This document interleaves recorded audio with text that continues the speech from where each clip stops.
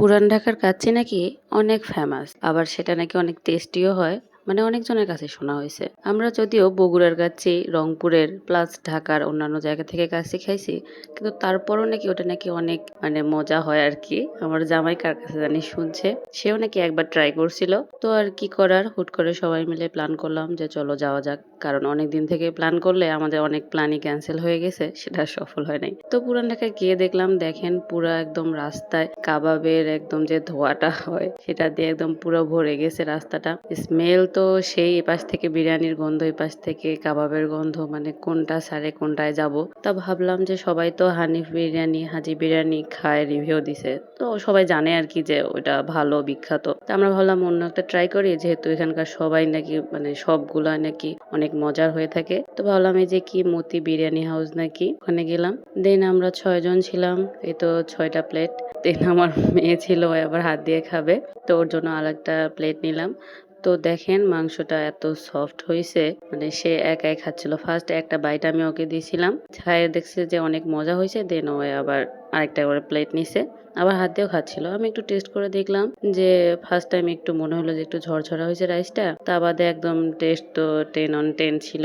মানে যাই হোক, এত কষ্ট করে আমরা এত দূর থেকে গেছি, গরমের মধ্যে সার্থক হয়েছে আর কি। আর এদিকে হচ্ছে জেরিন সবাইকে সালাদ দিচ্ছিল, সার্ভ করতেছিল, সে বাসায়ও সবাইকে সার্ভ করে। তো ওটা দেখে আমি হাসতেছিলাম যে রেস্টুরেন্টে আসে সে সবাইকে সার্ভ করতেছে। এদিকে আমার মেয়েও সুন্দর মজা করে খাচ্ছিল। দেন আমাদের বিরিয়ানি খাওয়া শেষে আমরা সবাই হাফ প্লেট করে নিয়েছিলাম, এনাফ ছিল কোয়ান্টিটি। পরে আরেকটা হাফ নিয়েছিলাম, নিয়ে সবাই মিলে ভাগ করে খাইছিলাম আর কি। দেন আমরা লাচ্ছি খাইতে গেছিলাম, যে বাসায় যাওয়ার আগে একটা লাচ্ছি খাই। খুঁজতে খুঁজতে দেখলাম যে এটা বিউটি কি জানি লাচ্ছি হাউস, তো ওটা নাকি অনেক ভালো এখানকার।